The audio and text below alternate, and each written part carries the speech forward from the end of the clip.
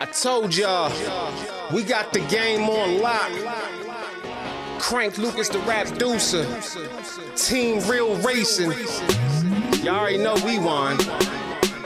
Off-road racing, quick as in the desert. To the finish line, passing through the checkers. It's Team Real, we just much better. When we on the track, we apply that pressure. People lined up screaming from the sideline. When they see the UT class fly by, or they see me in the truck doing drive-by, in the Parker Dam or in the Baja. Every time you see me rolling through inside a buggy, and I'm counting up the money, cause I came to multiply it. Push a 1200 horsepower in the motor, you don't really wanna race me, I dare you to try it. Started up the engine, now my wheels on fire. Zooming through the track while I'm burning up the rubber. Better get them slow waves out of my water. You don't wanna see the shark or there's a crusher. It's Team Real, y'all know what the biz. Crank Lucas and I'm spinning on the wheel. Doing 160 past you so fast when the wind hits your body, get the chills. Telling everybody they can eat my dust, but I guarantee you won't beat my best. Pop a champagne when I'm at the finish line and I'm holding up the trophy and I beat my chest. What first place look like it's me? I don't do twos and I never met a three. People know the Team Real logo when I'm running through the desert and I'm running all through the streets. Never have to cap my race game tight. My vehicles can go all night. Foot up on the gas, I can never break right because I'm allergic to all the red lights. Team Real, Team Real. Everybody thinking that they faster till they got a race. Team Real, Team Real. All about the speed and you can see it all up in my face. Team Real, Team Real. Real scared money don't make no money. It's Team Real, Team Real. Hit the motor rumble and the tires burning from the rubble. Team Real, Team Real. Everybody thinking that they faster till they got a race. Team Real, Team Real. All about the speed and you can see it all up in my face. Team Real, Team Real. Real scared money don't make no money. It's Team Real, Team Real. Hit the motor rumble and the tires burning from the rubble.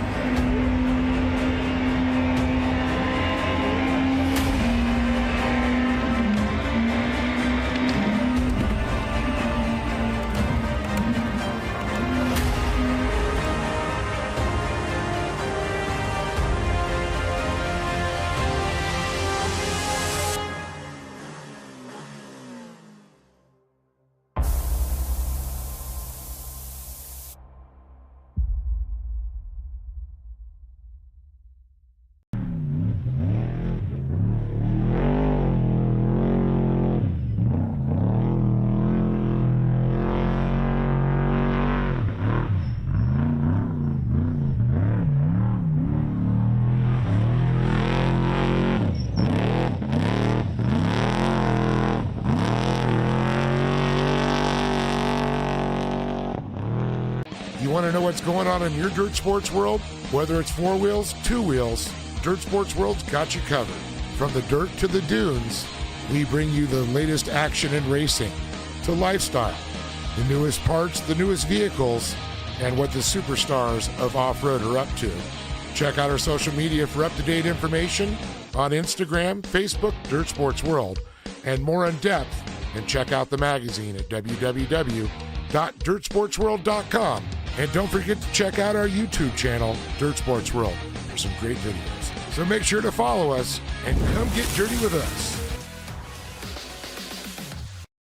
Once again, reigning supreme, Connor Barry, the three-time iRacing Short Course National Series champion. One thing I would like to tell my competitors is the job is not done yet. You can see that Luke Knupp wants to end the season on a high, did not want the fight to end like this. Second place in the championship, but that's not over yet. But the championship leaders banging and rubbing doors on the run towards the line. Whoa. Connor Barry tried everything. Experience from the real world to the virtual as well, because then Dashley makes a mistake. It's going to be a new Dashlette this year, so hopefully this means that I'll be running up front more. and history made. Team Gold and Briley on top. One thing I'd like to tell all the competitors for 2025 is watch out, Team Gold's coming. The 2-year wait for victory lane may continue for Keaton Swain. Winning is important. I show up to win, so obviously winning is everything.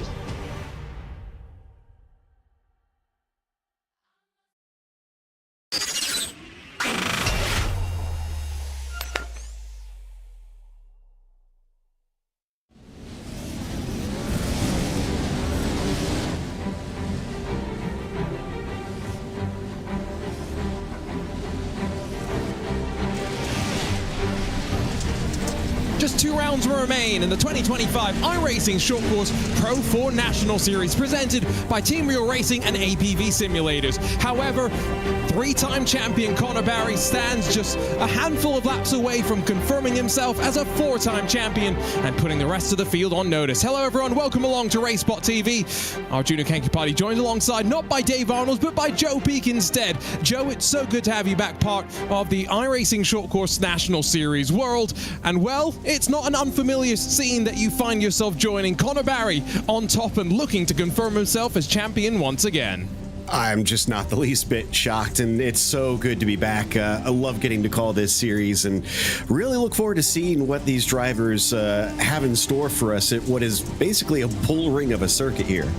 Bullring indeed, and next week we of course will head off to Crandon. 10 wide, we'll fly our way down into the opening corners of the race, but that's all to come. Firebird Motorsports Park, where these drivers enjoy the final of the Triple Crown events this season, a slightly different format that we'll talk you through in just a few moments time. But drivers that have had a couple of weeks off, here's how those championship standings lie, and of course a big gap at the front, Joe, what everyone's going to be talking about. Exactly. Like you said, Connor, very close to really solidifying himself, and Luke Knupp's honestly got very little chance at this stage. Keaton Swain and Nicholas Dashilet, though, probably going to try and do their best to see if they can at least steal that second place away, so watch out for them. And as well, all the drivers behind them here in the top 10, very, very close together. There is still plenty for them to play for. Absolutely, when we'll talk about playoffs and the run towards the World Cup later on this year. Team Championship, 30 points at the front between Channel 199 Sim Racing, of course, led by Connor Barry. Factory Sim Sport, Keaton Swain's been powering them for the most part. Second position on the board with Team Gold and Racecraft Academy. And Impact Sim Sport, the rest of the top 5. Let's also talk about power rankings, because it has been a couple of weeks since we've last been on track. Of course, you expect to see Barry, Knupp, Swain at the top. Brody DeShore and Sean Winkler have crept their way up into the top 10. You can see as well some movement for Josh Edmondson, for Cody Winicki as well. These are the drivers that I guess Joe will be watching out for here tonight. Yep, now is a great opportunity to try and get yourself up there. You could outperform yourself at a place like this where things can suddenly fall apart for others extremely quickly. So qualifying about to get underway. I did mention we're going to talk about the playoff situation. Let's quickly do that before we dive in to that qualifying itself.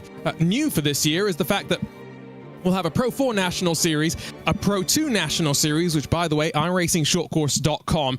Registration is open for the qualifying series that will run in the month of August. So after the Pro 2 Series, we'll have the combined championship standings, and 16 drivers will advance to the World Cup later this year.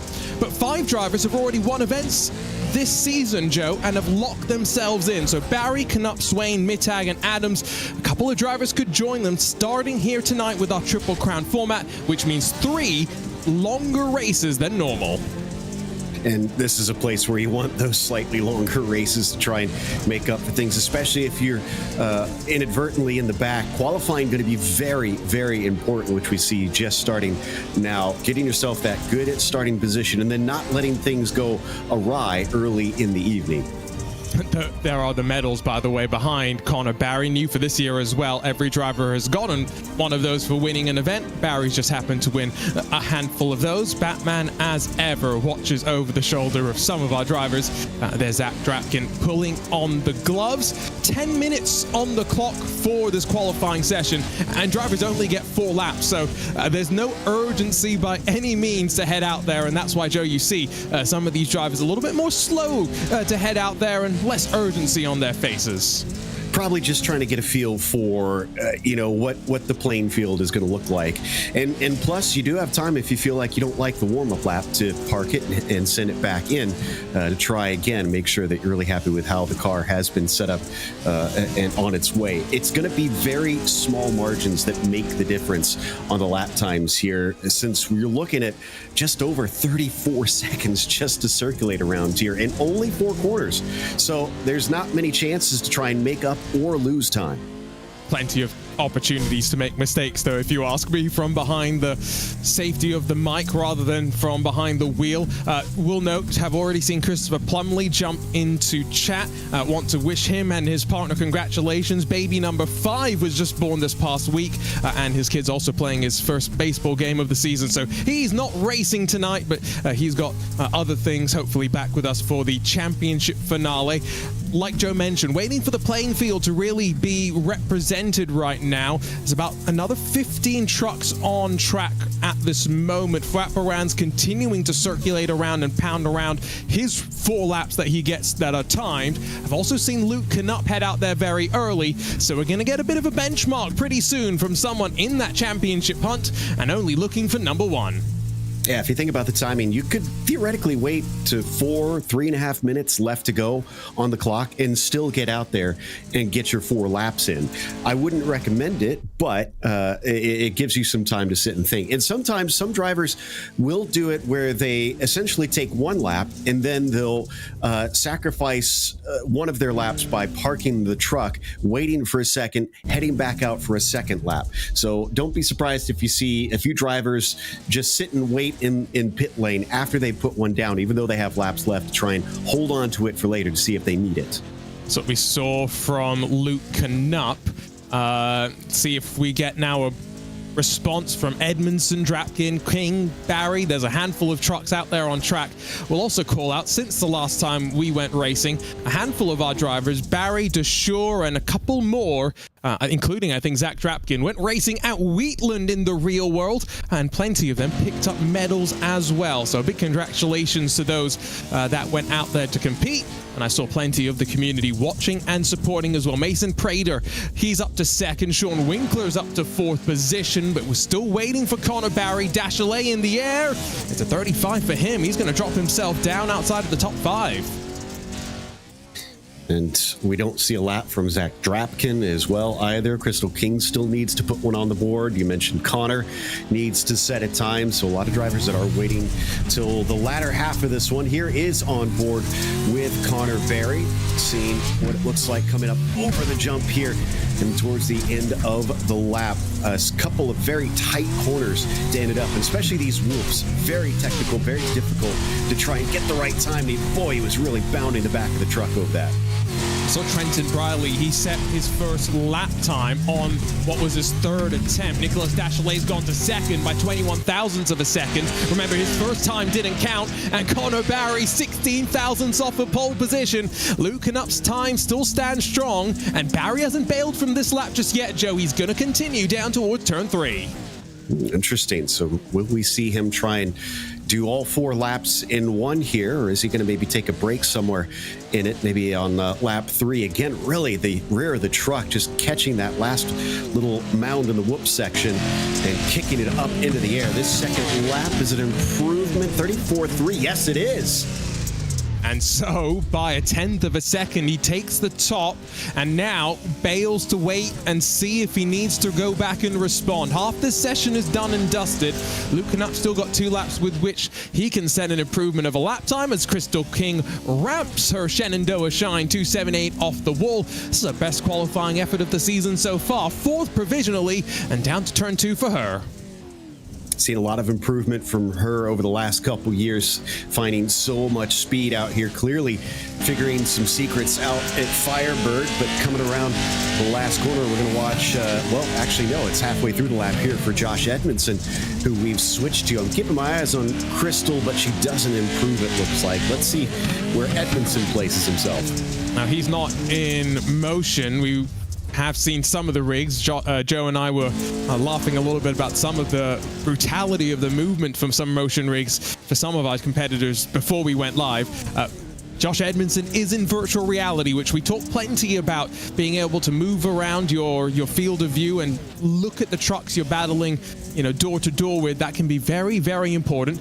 Tyler Shattuck is right on the bubble. 16 trucks advanced directly to the main events. Keaton Swain's just gone to second by 27 thousandths, and now Shattuck's on the cut line. Will he find some improvement in what is his final attempt in the session? 34.590. He jumps his way up to 10th. Nicely done. Still waiting on Tyson Miller with these 3 minutes left. He's just starting his first flying lap here, and again, should have plenty of time to get all of the laps in, but now he doesn't have time for a pause. I'm just looking through the timing screen. Are there many other trucks with times outside the top 16 still yet to improve? Eric Jones has got a couple of laps, but no one else except Tyson Miller. So there's the opportunity for some to grab pole. Luke Knupp's roared his way back out onto track, still waiting for Nicholas Dashley to join him, but Tyson Miller, the Terminator, in the air, and it's a 34.729, about 4/10 off of the pole position time. That does get him into the show. Just barely, though. He's in the top 16 at 16th right now. He's going to carry on these next few laps. I do see Keith Jeffrey out there. He could maybe bump him down. So this is quite literally on the bubble for Tyson Miller. Let's keep an eye as well on Luke Knupp through the whoop section. Tyson Miller really sent it here. Is the APV Simulator number 5. Dropped down to 3rd, but has been waiting since the opening of the session. Tyson Miller up to 5th. He's safe now. What a lap time under pressure from the Terminator. It's a bit wide down through turn 2, though. 14 golds, number 5. Through the whoops. That was a very, very good line. And now can he get himself through that final corner and through the air, cross the line and improve to pole position? 34.481. It won't be pole. It is an improvement in time, though, I think, as he ramped himself off of turn 1. Yeah, you'll see these trucks try and do that here. Just use that little bit of edge of the track to try and kick off of. You just got to be careful that you don't hit it too hard and wind up turning yourself over, especially when you're racing other trucks on the track at the same time. It can easily find yourself hip checked in there and turned on your lid. See if this is going to be enough for him to find his way forward. There is an invert that we'll talk about for the main events. No improvement. In fact, it's even slower than that previous lap. And so Connor Barry seemingly safe at the top with just Keaton Swain and Nicholas Dashley on what will be their final attempts. Keaton Swain's, I think, headed through the final couple of corners. There comes Nicholas Dashley down to turn 3. Keeping an eye on Keaton Swain. No improvement from him, but he will, I think, still have one more lap on the board. So here comes Dashley. What's he got in store? And Jeffrey, I think, is just barely going to be able to get to the line in time, so he could jump up into that top 16 as well. It's Hadley Boyce who is sitting in that 16th spot right now. And here is Keith coming around turn 3 up into 4 as he tries to cut in early like we've seen a lot of drivers doing tonight. And then off the line, it's going to be right down to the last second. Dashley does not improve, by the way. Keaton Swain similarly close to the checkered flag and crossing the line. He invalidated his lap at the very end. And while Keith Jeffrey doesn't improve either, that means 16 trucks have slid their way into our 3 main events slightly later on. But we've got 2 LCQs left to fight our way through. And so fast and furious action in front of us. Let's take a look at the starting grid for the first of those chances for 2 to advance to the back of the 3 main events. Remember, 16 have advanced, and through these next couple of races, 4 more will join them. Austin Schreiber, Eric Jones at the front of the field, with Dennis Mickelson, Christian Noble, and then Fouad Baran rounding out the 5 trucks. So not many competing, but not many advancing as well, Joe. Exactly. You're looking at a little bit less than half that's going to find their way into those features. So those in the latter half of the field have got to try and hustle and be aggressive to make the passes. You have precious little time to try and get through here. Only 6 laps to try and sneak by. 6 laps at a track where lap times are 34 odd seconds. Probably add a couple of seconds with the amount of fighting that we're about to see. Here's the look as the chopper cam gets up close. Behind the 502 of Eric Jones, you have that Boozy Racing entry, of course. Don't forget, you can go to boozyjerky.com, use the code iRacing Short Course to get 15% off your order. A shout out to Boozy Jerky for their support of the iRacing Short Course series. Race Control's just doing their final checks right now. Quick audio back and forth with all the drivers, making sure they're ready to go. Something fun that I do enjoy that they do in the world of the iRacing Short Course Series. I think we're also going to get a chance to quickly catch up with our pole position winner, though. Connor Barry standing by with Joe Peak. Connor, pole position, so there's some of the hard work done and out of the way. How you feeling coming into tonight being so close to another title? Oh yeah, I'm feeling good. The qualifying was tough out there. That was definitely a super tough track out there.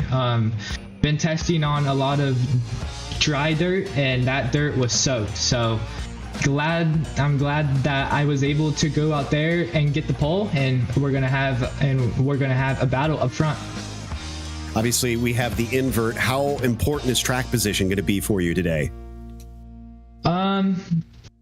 The biggest thing is being smart here. The points are not, the points are good, so we need to be smart here, and we can go get this done. All right, best of luck, and hopefully we'll get to chat to you more over tonight. Thank you. So there you go, Connor Barry sitting on pole, Arjuna, and sounds fairly confident, I feel like. I'm not surprised. He has 3 wins in these Triple Crown events. Luke Knupp has the other 2. But Barry and Knupp enter tonight tied at 4 race wins apiece, and that will be a talking point once we get into the first of the main events, which is 10 minutes in length, and then we'll start to add time onto the clock as we work through the night. Again, this is just 6 laps, as will be the second of the LCQs. 5 enter the arena, that is the Firebird Motorsports Park in this respective LCQ, with 2 to move on forward. Austin Schreiber, Eric Jones share the front row, but in some ways, I feel like I'd rather start in 3rd position than start in 2nd in some of these races, especially with how we know turn 1 can go. However, Race Control did tell all of these drivers pre-race, Joe, no slide jobs and no dive bombs through the opening couple of corners. That is going to be enforced by Race Control.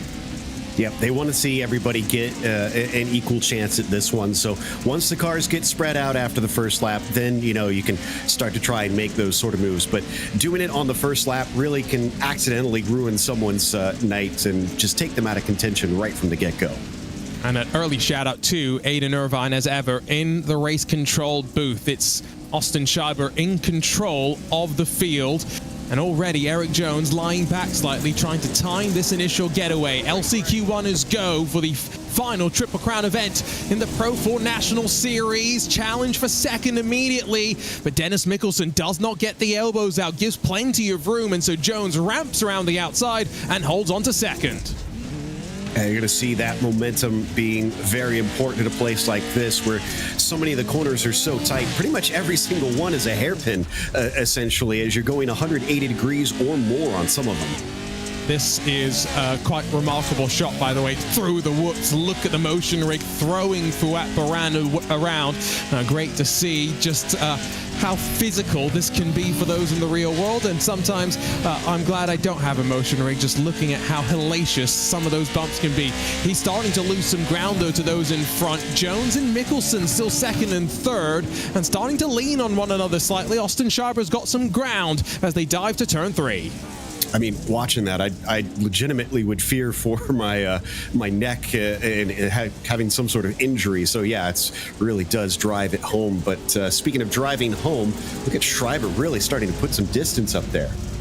Pretty impressive drive so far. We haven't yet hit the halfway mark. That was a little interesting through the landing into turn one. Eric Jones looked like he was getting a bit out of sorts, but that's what makes this sort of racing so interesting, Joe, right? The fact that you've got to be setting the truck up before you're in the air, because once you're in the air, you've got very limited control. Dennis Mikkelsen and Christian Noble are very, very close as we head on to those final 3 laps, though, of this LCQ.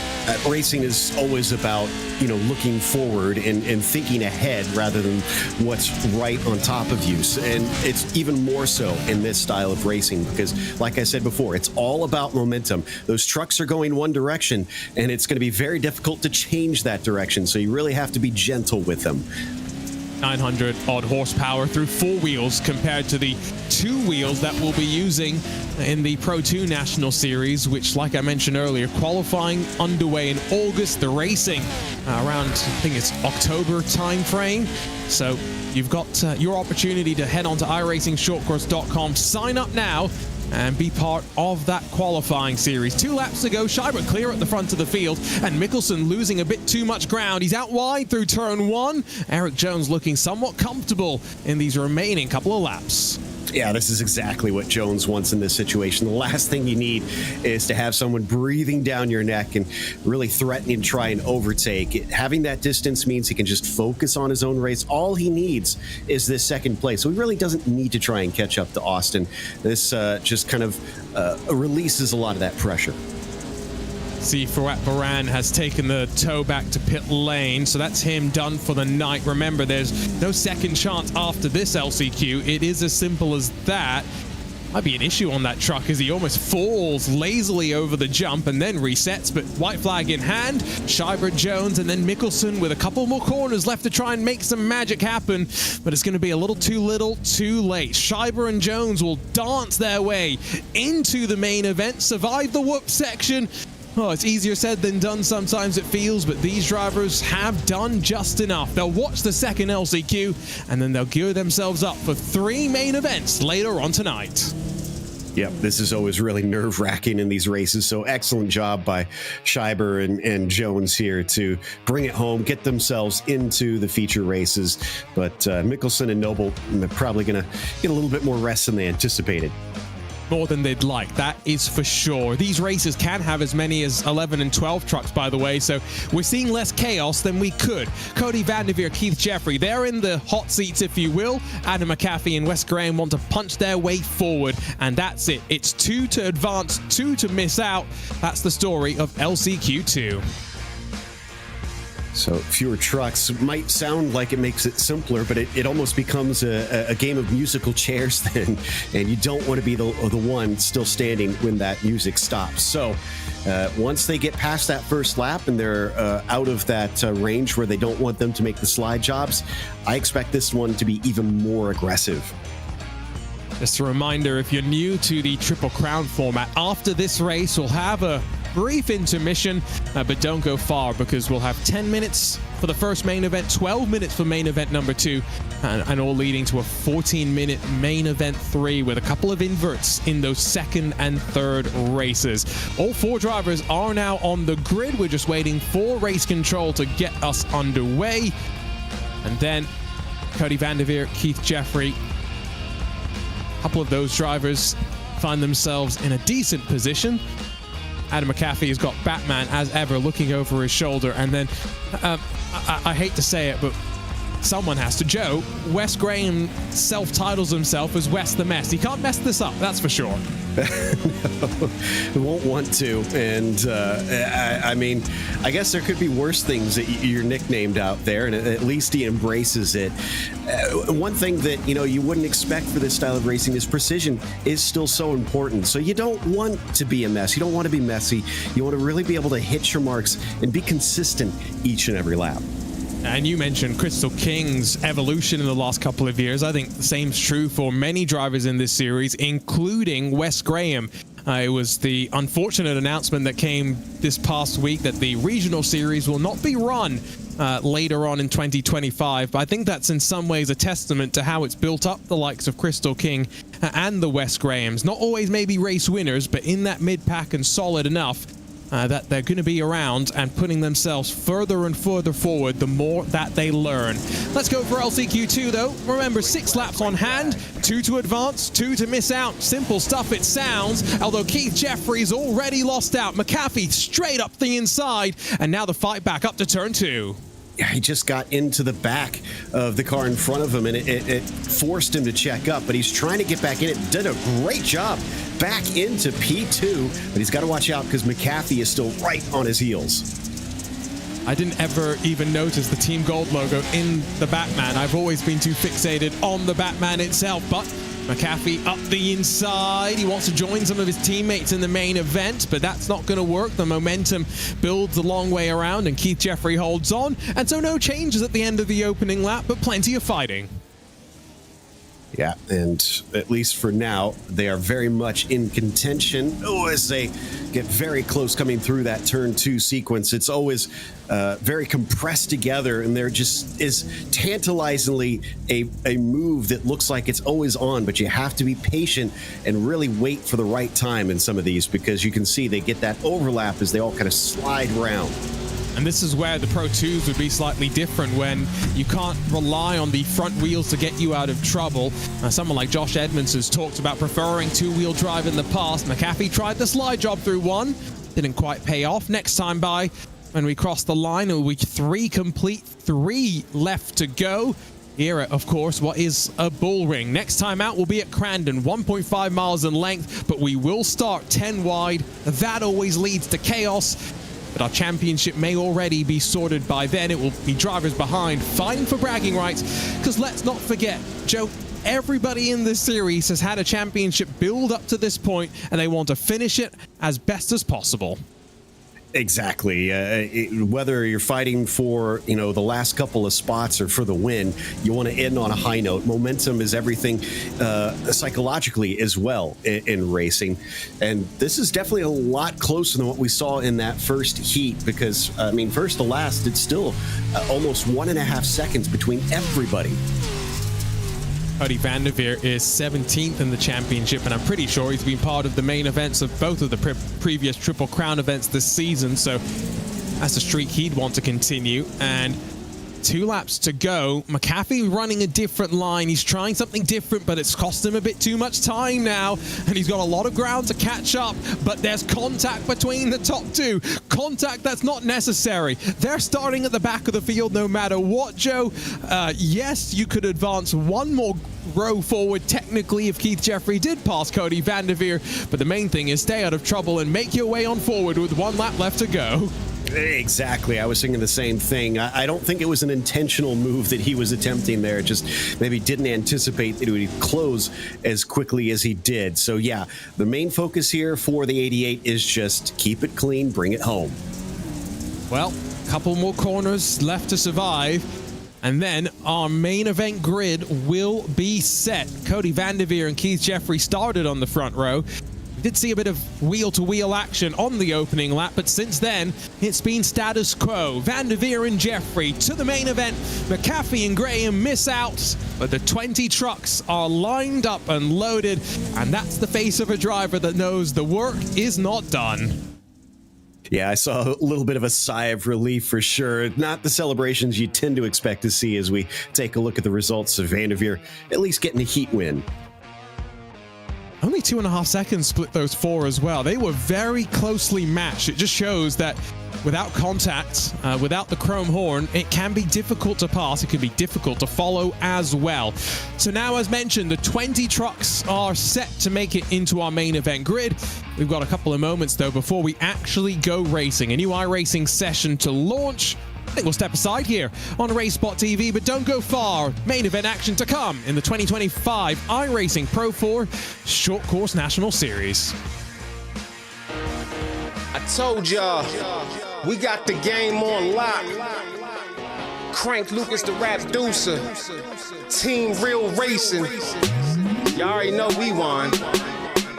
Off-road real racing, quick as in the desert. To the finish line, passing through the checkers. It's Team Real, we just much better. When we on the track, we apply that pressure. People lined up screaming from the sideline when they see the UT class fly by, or they see me in the truck doing drive-bys in the Parker Dam or in the Baja. Every time you see me rolling through inside a buggy, and I'm counting up the money because I came to multiply it. Push a 1200 horsepower in the motor, you don't really want to race me, I dare you to try it. Started up the engine and my wheels on fire. Zooming through the track while I'm running up the rubber. Better get them slow waves out of my water. You don't want to see the shark or there's a crusher. It's Team Real, y'all know what the biz. Crank Lucas and I'm spinning on the wheel. Do a 160, pass you so fast when the wind hits your body, get the chills. Telling everybody they can eat my dust, but I guarantee you won't beat my best. Pop a champagne when I'm at the finish line and I'm holding up the trophy and I beat my chest. What first place look like it's me? I don't do twos and I never met a three. People know the Team Real logo when I'm running through the desert and I'm running all through the streets. Never have to cap my race game tight. My vehicles can go all night. Foot up on the gas, I can never brake right because I'm allergic to all the red lights. Team Real, Team Real. Everybody thinking that they faster till they gotta race. Team Real, Team Real. All about the speed and you can see it all up in my face. Team Real, Team Real. Real scared money don't make no money. It's Team Real, Team Real. Hit a motor rumble and the tires burning from the rubble. Team Real, Team Real. Everybody thinking that they faster till they gotta race. Team Real, Team Real. All about the speed and you can see it all up in my face. Team Real, Team Real. Real scared money don't make no money. It's Team Real, Team Real. Hit a motor rumble and the tires burning from the rubble.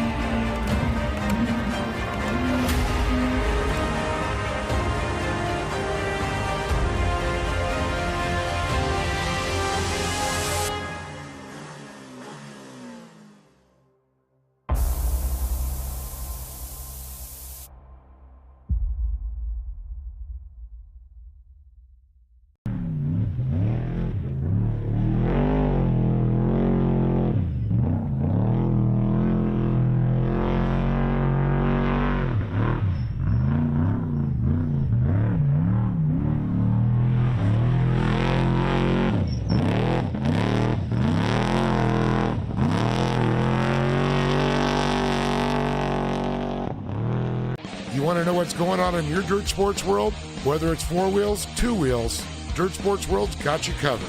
From the dirt to the dunes, we bring you the latest action in racing, to lifestyle, the newest parts, the newest vehicles, and what the superstars of off-road are up to.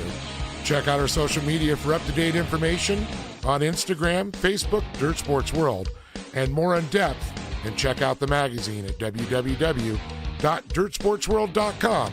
And don't forget to check out our YouTube channel, Dirt Sports World, for some great videos. So make sure to follow us and come get dirty with us. Once again, reigning supreme, Connor Barry, the three-time iRacing Short Course National Series champion. One thing I would like to tell my competitors is the job is not done yet. You can see that Luke Knupp wants to end the season on a high, did not want the fight to end like this. Second place in the championship, but that's not over yet. But the championship leaders banging and rubbing doors on the run towards the line. Oh. Connor Barry tried everything. Experience from the real world to the virtual as well, because then Dashley makes a mistake. It's going to be a new Dashlette this year, so hopefully this means that I'll be running up front more. And history made! Team Gold and Briley on top. One thing I'd like to tell all the competitors for 2025 is watch out, Team Gold's coming. The 2-year wait for victory lane may continue for Keaton Swain. Winning is important. You know, I show up to win, so obviously winning is everything.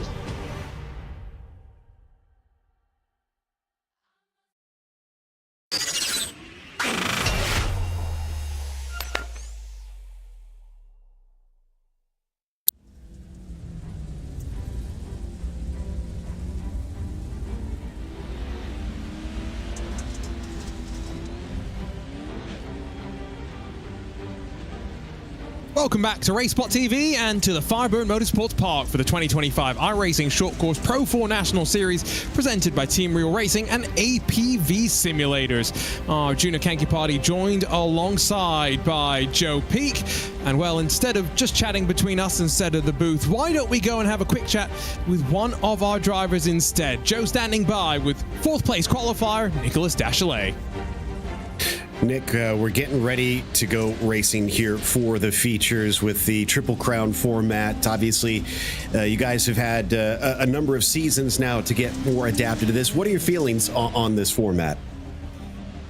I have some technical issues getting him in, and we'll see if we can in a few moments' time. Sorry about that, Joe. The joys of live broadcasting, thinking you have the right Discord permissions, but not actually having them. But yes, we will get him in and have a chat with the factory sim sport driver, of course, locked in the team championship fight as well. But yeah, we're just getting these drivers qualified right now, and when we say qualified, that means effectively gridding them up, Joe, as they've finished either in the qualifying session or in the LCQs before. A manual grid process, if you will. Yeah, exactly. This is just well, speaking of technical issues, this is a technical limitation of the sim. So that's why you're seeing the drivers do this. Might look a little weird, but this allows us to kind of get the format that we want out there. Thankfully, it doesn't take us too long. They've done this enough times that they kind of know the whole process. So it's all just everybody taking their turn and getting out there, and then we get to go racing with everybody out on the track at once, and you won't be wanting for action once that happens. Like we've been saying, so many trucks sharing this same track at once just gets absolute madness out there at this short of course. And so I called out that we'll have inverts at the start of the night. The invert for this first main event is 0. So Connor Barry qualified on pole.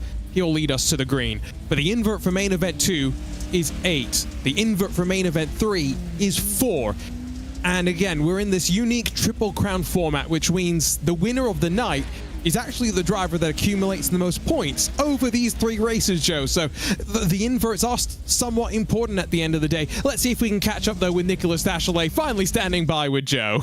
Yeah, now we've got Nick up here. Nick, we were just talking about how we've had this format for a while now, so you've had a chance to really form an opinion. How are your feelings on this Triple Crown now that we've been doing it for a couple seasons? I feel like it's a equalizer for some of the guys that maybe not qualify as good, but I need to work on mine because I usually have a good first race, and then the second and third race is where it kind of falls apart, and I end up like middle of the top 10. So hopefully we can go out there and put 3 rounds together. That's all about that consistency. Is there any area of the track that you're really worried about, especially early in the races? This place kind of known for things really turning upside down, almost literally sometimes for drivers in a hurry. Well, we all know that turn 2 gets pretty hectic on the first lap, and then just all throughout, people are going to be throwing sliders in one. You just got to be ready for them. So I feel like this track's going to get very worn in, so there's going to be a lot of slipping and sliding. Should be a good battle. I think the first round here was a testament to how good the racing can be here. So hopefully I'm up there battling with them, and hopefully we can get a podium to end the season. All right, one last one before you go. Prediction, where you think you're going to wind up end of the night? I think we have a good shot for a podium, so I want the win. Don't think we have the pace for that, but I feel like we have a good shot for the podium. So hopefully I'll be talking to you later. All right, we'll watch that top 3. Looks like we're getting ready to go here, Arjuna. Looks like we're ready to go indeed. The drivers have been through this process before. They know exactly how they need to get themselves gridded back up. So let's dial ourselves up. Starting grid for main event number 1, I should say, with 2 LCQs already in the dust. It is going to be Connor Barry after putting it on pole position. We'll start at the front of the field, but he'll have Keaton Swain, remember, coming off a victory and ending that 1,159-day streak since the last time he won a race. Luke Knupp and Nicholas Dachelet share row 2 with Tyson Miller and Crystal King behind them. Best, I think, qualifying effort for the Shenandoah Shine 278 with Edmondson and McFarlane. Row 4, it's Cody Winicki and Mason Prey to the rest of the top 10. Watch out for those Impact Sim Sports pair trying to work together to move their way forward. And then Tyler Shattuck and Thad Countryman, 11th and 12th positions. These drivers also thinking about the inverted 8 for main event 2. Drapkin Briley, 13th and 14th, with Sean Winkler, Hadley Boyce, Austin Schreiber, and Cody Vanderveer rounding out to the top 18. And then Eric Jones and Keith Jeffrey, the 20. Remember, Aiden Irvine just there as race control. And Joe, those last 4, in many ways, no expectations, no pressure. They came through the LCQ, they survived that madness, and now they can focus forward as we also focus on a brand new livery for the Boozy Racing colors on Connor Barry, our championship leader. Yeah, I was noticing that a little bit earlier. I do like what they've done with the truck. Yeah, if you're at the back, honestly, I think one thing that you need to do is just kind of let the race come to you a little bit early on. It is a 10-minute race, so you're going to have a number of laps out there. And like we keep saying, so much is going to be happening. So kind of stay away from all the craziness in front of you and pick up spots as others fall by the wayside, make mistakes, and get tangled with each other. You can see the field is ready to go. They are just waiting for their instruction from race control before they get released for, remember, a 10-minute main event 1, all building up. 2 minutes added for main event 2, 2 more minutes for main event 3, and the accumulation of points, the most important thing.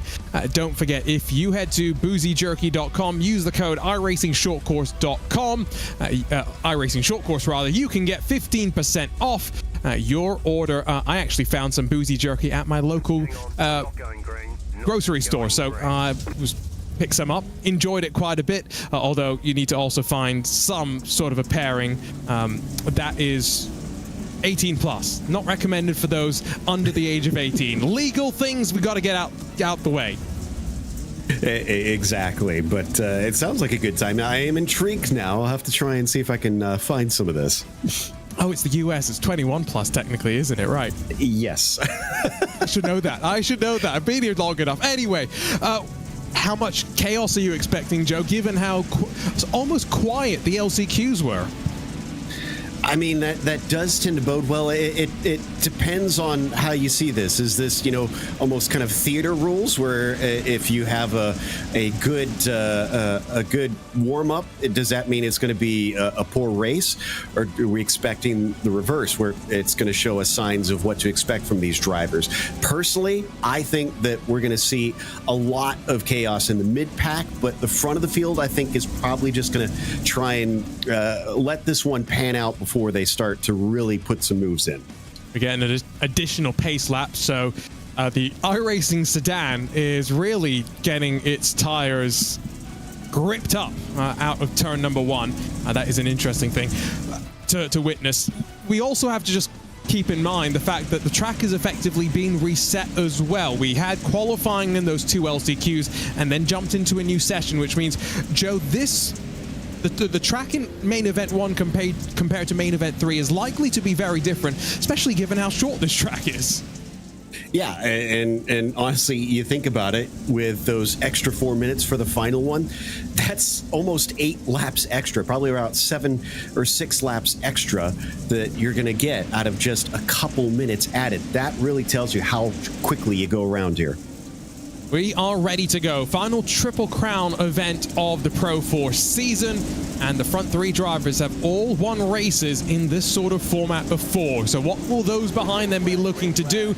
Crack their way into victory lane. Off we go for 10 minutes, and it's a good start from Connor Barry. Challenge coming from the inside for Keaton Swain, but he should be able to fend off Luke Knupp on the rise up to turn 2. Single file for the top 3 as there's some contact behind them.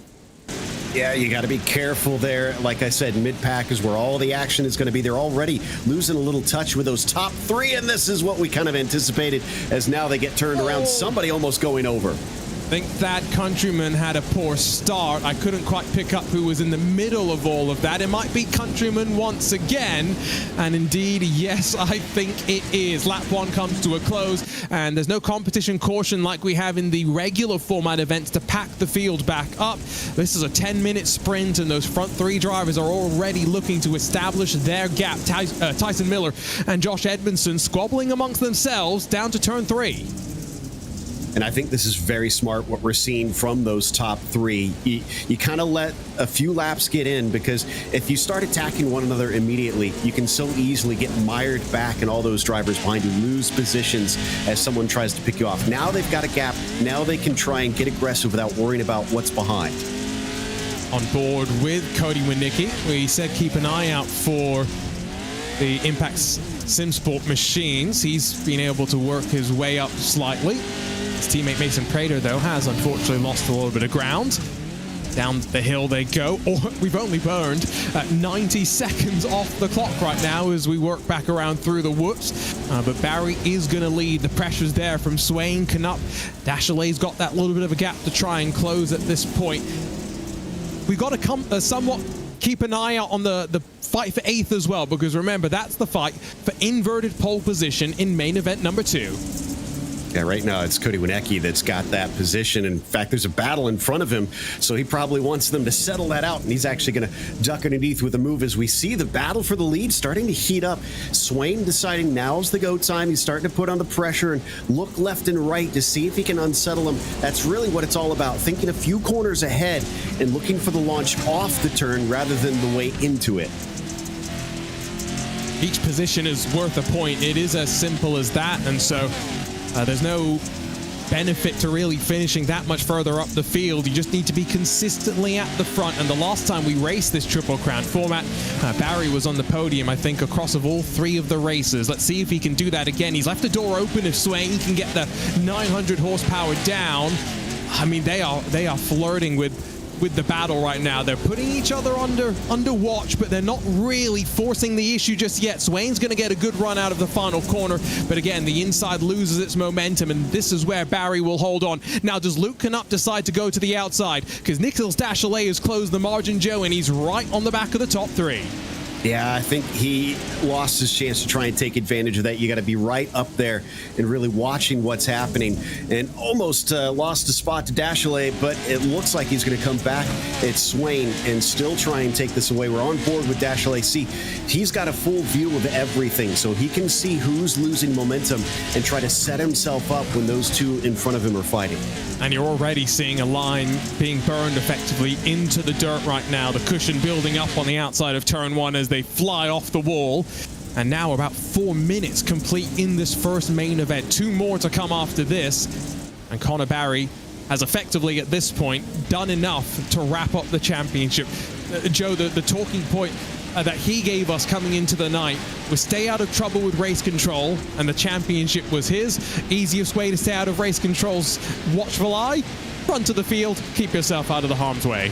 Exactly. Control the narrative. That's exactly what he's doing. I think that's really smart, and he's using this pole position to great effect, and he knows this is where he's got it now. He's not going to have it in the next one, as it's going to be reversed, and still battle for second place is really heating up. Swain, Knupp, and Dashalay make a little contact. I think the somewhat timid start that we saw on the initial launch of main event 1 is not going to be replicated for main event 2. Main event 3 actually might be somewhat cleaner. The invert of 4 doesn't maybe mix things up as much as the invert of 8 does. Back in the pack, let's check out what's happening. Mason Prater in that Impact SimSports number 3 is directly behind the Redline All 56 of Zachary Drapkin. 2 drivers that have been in trouble for intentional wrecking earlier this season, but it's good to see them out there and looking to try and win in a fair fight. Crystal King gets barged out wide by Drapkin, and Prater tries to take advantage, but there's contact on the landing, and Tyler Shaddock's got a great view of all of this out of turn 3.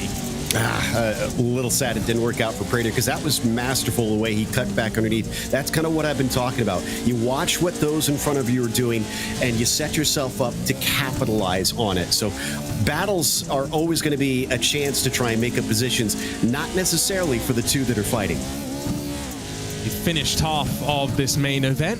4.5 minutes left to go. And do my eyes deceive me, or Joe, has a massive cloud come across the track and it's suddenly a lot darker than when we got underway? A little bit of Winnie the Pooh, big black rain cloud, unfortunately, right now, but thankfully doesn't affect things too much, as the temperature is really not a big talking point in this style of racing. If anything, just maybe change the visibility ever so slightly. I think, if anything, the drivers more focused on whether or not they can distract their rivals. Almost looked like it might rain, but I don't think we have that threat, unfortunately. Not on dirt yet. Not yet. The drivers might be pretty grateful for that. What it will do in certain cases, I was just thinking, is if a driver is being blinded over a specific sight line, that's now gone and not necessarily such a bad problem, especially important given how many of these drivers are in virtual reality and don't have the luxury of turning down their monitor brightness like some may have. Luke Knupp's on board, shows the amount of dirt that's been collected onto the visor, but is that the battle? Is that Keaton Swain looking to the outside and now trying to cut back underneath? He's trying his best. He's going to be able to get side by side, but he's on the wrong part of it. He'll cut back under it once more, but can he get the launch off the turn? That's the real thing, because now you've got a double left-hander in turn 4. In turn 1, he's just a little too far back.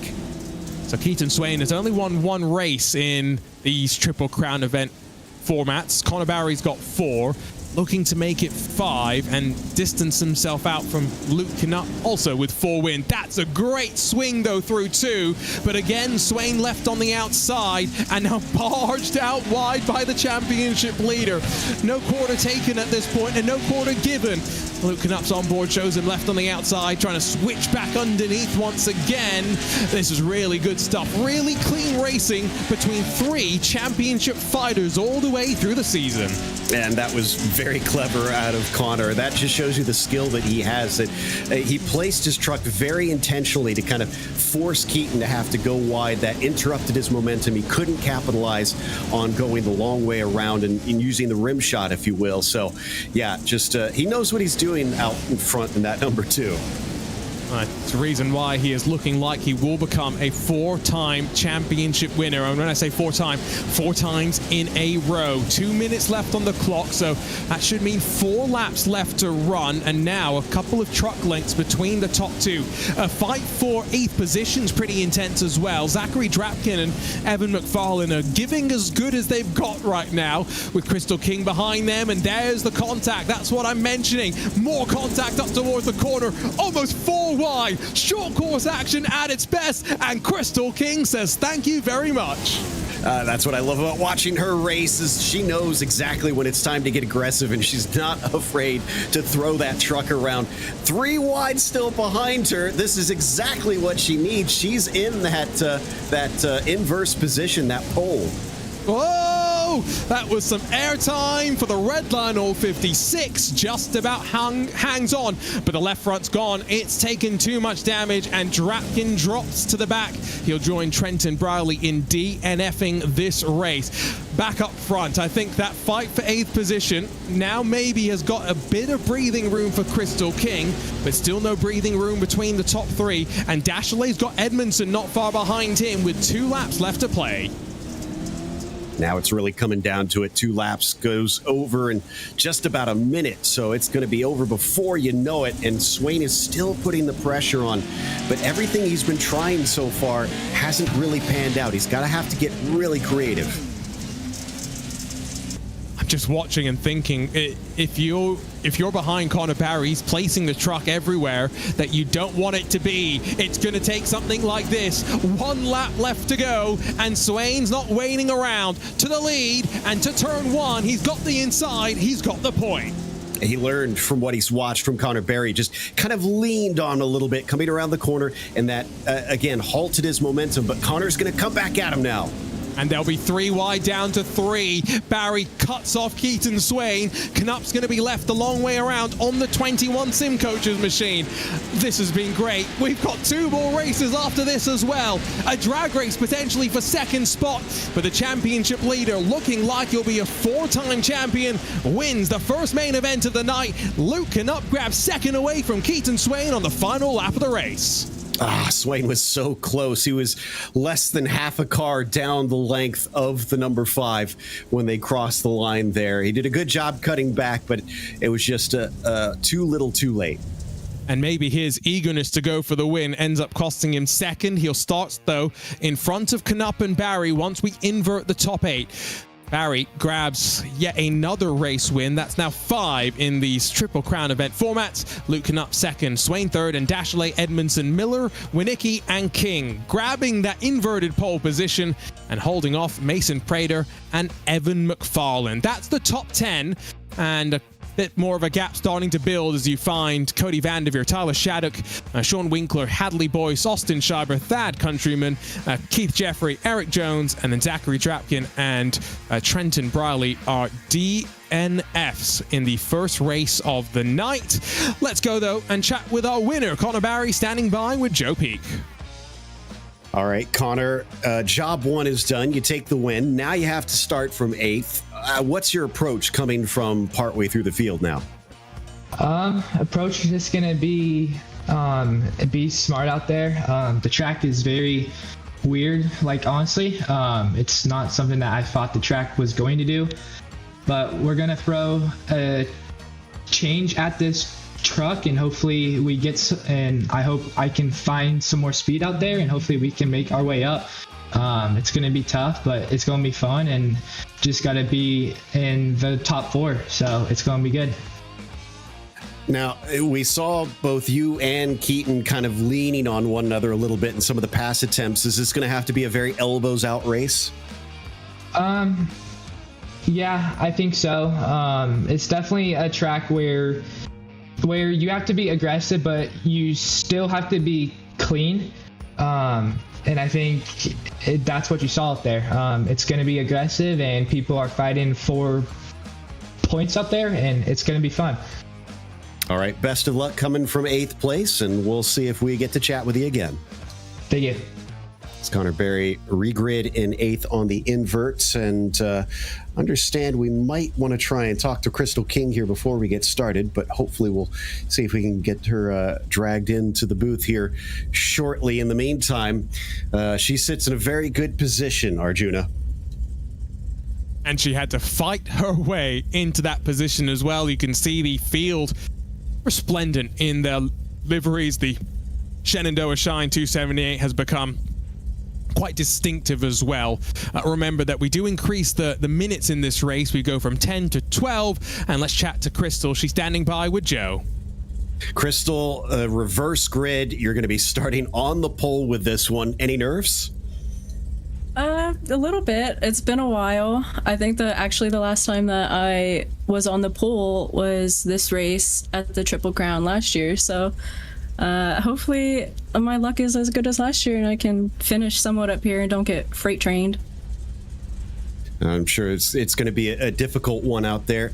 In such a male-dominated sport, do you find yourself having to be more aggressive to some of the other drivers, or are they all pretty respectful? Yeah, it just depends. I mean, some people I've raced for a long time and they seem to respect me, and I would like to be more aggressive. I'm just not that aggressive of a driver. I would rather just have a clean race. So I'm learning to be aggressive because that's how you have to be if you want to be up here. And I'm not really up here much because I'm just too busy, like, just not wrecking in the back. Well, one last one before I let you go. Where do you think you're going to wind up in this, starting from P1? Can a win come away at top 5? I don't know. A win would be pretty crazy, but it just depends what happens behind me. I get pushed out once, and these guys behind me will get me so fast. So top 5 would be cool, but I honestly just want to finish the race. All right. We'll keep an eye out for you, and best of luck. Thanks. That was Crystal King, our pole sitter for race number 2. Arjuna? Always great to get that chance to catch up with the drivers, and Crystal in a great position right now. We will get an additional pace lap once again before we get underway. 12 minutes on the clock, and the invert for the third and final main event of the night, I called it out before, is 4. So now it's the top 4 that get flipped around. Remember, Swain, Knupp, and Barry start 6th through 8th positions, Joe, after fighting at the front in the first race of the night. Yeah, so they've got to hustle. Obviously, they do have plenty of laps to try and get up there, but they're in that spot that I was talking about where craziness happens around you. A lot of times in this style of racing, it's not even your own mistakes that you need to worry about. It's the things that are out of your control that you have to be just eyes on stalks to try and avoid some of the wackiness that can unfold. And I tell you what, for a driver that we talked about just needing to stay out of race control's wrath to win the championship, Connor Barry's done a good job of avoiding all of the chaos that you speak of, Joe, because he's not had a single penalty point so far this season. He's one of a handful of drivers inside the top 20 to have been able to do that. Can he continue that streak with just 2 race weekends left, including this one, the Shenandoah Shine, 278 in control of the field, though, as we get ready to go. Crystal King out of the final corner, gets us racing from the Firebird Motorsports Park, leaves Cody Winicki in her dust. They're going to be 3 wide behind through the opening corner, hoping they'll survive without a bit too much contact. Swain's left on the outside. He's wheel to wheel with Luke Knupp. I think Connor Barry's lost out as well here, dropping down to 9th position in his fight with Mason Prater. So a tough start for the championship leader into turn 3. Yeah, not really making progress, at least on the first lap, but he'll have some more chances. I think, like we said, just trying to stay out of trouble in all of this maybe is the best way. Tell you what, Crystal not only had a great start, but she's been managing this race fantastically, really positioning her truck so that Winicki can't seem to get by. And look, she's already got multiple truck lengths ahead. Oh, Keaton Swain got pushed off into the wall, and that might be his main event at least done. He might be back starting at the tail end of main event 3, but that's a very slow-moving 21 as the rest of the field lands in towards that 3rd corner. Knupp's now up to 5th. He's had a great race so far in trying to make sure that he can try and close as much as he can the gap to Connor Barry in the championship fight. Here's what happened. He got out there by himself, Joe.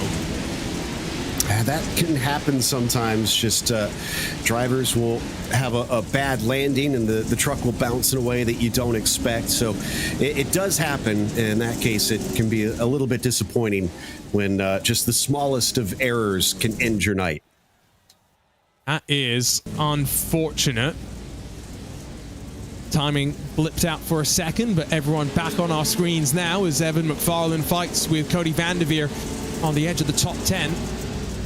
Said it earlier, even if there are drivers who aren't at the front of the championship, there are drivers fighting for something, and Vanderveer and McFarlane 16th and 17th in points right now. So that's a championship fight playing out wheel to wheel up to turn 2, although not ideal for either of them as Hadley Boyce forces his way on forward.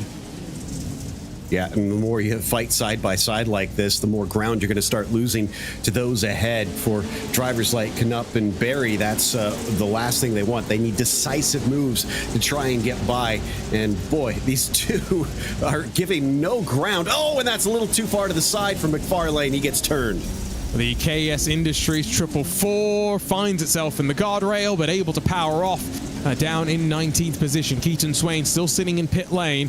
See if there's a technical issue that maybe also contributed to that for him. There is Connor Barry up to 7th place right now, and now working on Nicholas Dashley. We talked to Dashley before the first main event. Luke Knupp then up the road. Tyson Miller, Edmondson, Winicki, and still Crystal King leading, albeit with some pressure starting to build, riding on board with the championship leader. Yeah, Winicki's been starting to get ever closer, riding on board with Barry, looking up towards the front. What she really wants, though, is definitely that those drivers like Barry and Knupp have trouble trying to make their way through the field, because if they can make ground, they're going to be a lot harder to hold back than drivers like Cody and Josh, who are closer to her pace. I said the last time we had one of these Triple Crown events, Barry finished on the podium in all 3 main events. Don't think that's going to be the case here. It's a good attempt from Cody Winicki. It might even work. Off to turn 1. New race leader. He'll try and clear himself with the slide job. It works out. Edmondson contact with Crystal King, and both of them slow down themselves. And new race leader Cody Winicki tries to pull away as Crystal King bobbles on the inside of turn 2. Yeah, that was a nice job by Cody, and he got a little lucky there with Crystal and Josh coming together as we watch from on board with Edmondson with his VR headset ready to go. He wants to cut back. Wow, big cut back. He gets a lot of ground initially, but so much more momentum from the 278. There was plenty of contact down at turn 3 as well, and that's drawn them off the back of the now new race leader, Cody Winicki, who's trying to set sail while he can. We're on the 8th lap of what might be 21 in the second main event. We talked about this being a short track of bullring. No rest for these drivers on a lap like this, Joe. The corners come at you fast, the action comes at you thick. Yeah, there's not many places where you really build up that speed. That's why I was saying momentum, oh, so important. Just carrying that speed around each corner onto the next straightaway, giving yourself that little bit of an edge. And more than anything, like I keep saying, corner exit not only helps you pass, it helps you defend. Especially when you look at how they're ramping off of turn 1. Every time I watch that, I just think there's no way they could do that in the real world. It must feel so uncomfortable, but you know racing drivers, they'll do anything they can to grab an advantage. Edmondson has really been squaring up Crystal King. He's put himself under pressure, though, as now Luke Knupp gets past Tyson Miller. So now 4th position. That could be inverted pole. And Connor Barry says, me too, please. Wow, what a move. That gets him into 5th. Yeah, this is where it starts to get dangerous for those top 3 because you have your race winners in there and just breathing down their neck at this stage. But we're already almost halfway through this race. So it took them a long time for that first little bit. And the higher up the field you go, it tends to be a little bit harder to try and make those spots. Sliding through 3 again. Crystal King losing out to your race leader. I think Edmondson's had enough. He's going to try and force his way through the final corner. A little bit of a hip check through the mid part, and that slows down Crystal King just enough that now second, firmly in the grasp of the 58. Through goes Luke Knupp straight away, though. No hanging about there. A little bit of rude. Parks it on the apex and the exit of the corner, but gets it done. Now, what does Connor Barry do? Again, remember, can't get involved, doesn't want race control. To penalize him, championship would be his at the end of the night if he can do that. Yeah, and man, that was just a textbook slider by Knupp. Placed his truck perfectly. Crystal couldn't do much about it. And Connor Barry starting to come through as well. He gets to the inside. It's 3 left-handers in a row, so he's going to be sitting pretty here. I always love looking at the look of focus on some of these drivers' face. Connor Barry gets the wheel hand over fist. 180 plus degrees of lock there through the tight hairpin. Watch the landing. Crystal King almost landed on the back part of that truck. It's always the thing you got to be careful of. You got to be close to your competitors, but you can't get too close. That can really ruin both your nights in a hurry. She's still in the top 5, and it's Dashalay who's sitting behind her, but 2 of the quicker drivers certainly made quick work of that. Question is, can Knupp and Barry get to the absolute front now? Confirmation from pit lane, by the way. Keaton Swain broke the right front on the wall going in through the opening corner. So that's why he is watching from pit lane, joined by Hadley Boyce, the 2 championship rivals. Oh, it's an audacious move to go around the outside down at turn 3. But if you're the championship leader, you might as well try some audacious stuff. Barry back into line. And again, sitting in that inverted pole position. Cody Winicki in a great spot right now. 4.5 minutes to go when he crossed the line or so to grab a race win as Nicholas Dashalay slide job city now on Crystal King. He was very shallow into that one. She saw it coming from a mile away. Tries to cut back as just in front. We got a nice little battle, though, between these 2. Down through 3 they go. Luke Knupp and Connor Barry are still going wheel to wheel as well. So compared to the LCQs, which are nice and orderly, there's a lot more wheel-to-wheel action, which is exactly what you want to see. Now Connor Barry gets through on Luke Knupp. That comes out of nowhere. From 8th to 3rd, although he overcooks it on exit and up to turn 2, Knupp tries to respond up the inside, and that APV simulator is number 5. This is what Edmondson wants as well, because he's closing on the race leader. 3.5 minutes to go. Oh, I think that's it for Barry. He's managed to get it done. Yeah, just slides in front of him. So no response from Knupp, at least at this stage, although he tries to get back underneath him coming through turn 4. And now he is fully through. But look at the gap he's got to make up. 1.5 seconds here is a long ways to get to Josh Edmondson. 3 minutes on the clock as well, which at a track like this actually is a fair few laps. If you were racing at the Nürburgring Nordschleife, you'd be talking about just the 1 lap and the extra time you need to complete that. Those are the live standings, by the way. So Barry would be 2 points in front, or 2 positions in front of Luke Knupp. Edmondson's not far off the hunt. Winicki's there. Dashley's there as well. 1 race left to go, and it's anyone's if you ask me. Edmondson within a truck length now of the race leader. I almost wonder if Winicki and Edmondson need to work together a little bit here, because if they start fighting, Barry and Knupp are going to catch them in a hurry. And yes, they both want the win on this, but they can hold it off maybe until the last lap.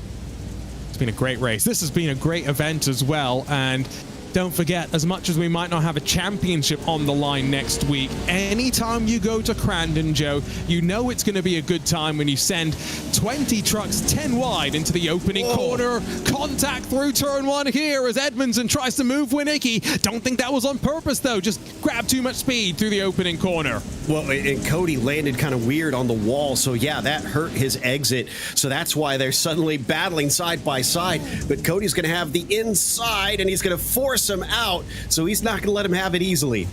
And I think Connor Barry sniffing in the water here. The shark is looming large. They'll have 3 laps to go rather, as they cross the line once again. Edmondson does lead, and 2 positions now behind Connor Barry. If it finishes like this going into the final race, Barry's 3 truck lengths behind the leader though at most, and now gets to the inside of Cody Winicki. And he started this one from 4th, which is where he's going to be sent back to. So Edmondson will be in a very good spot if he can take this win. He knows he can win from that P4.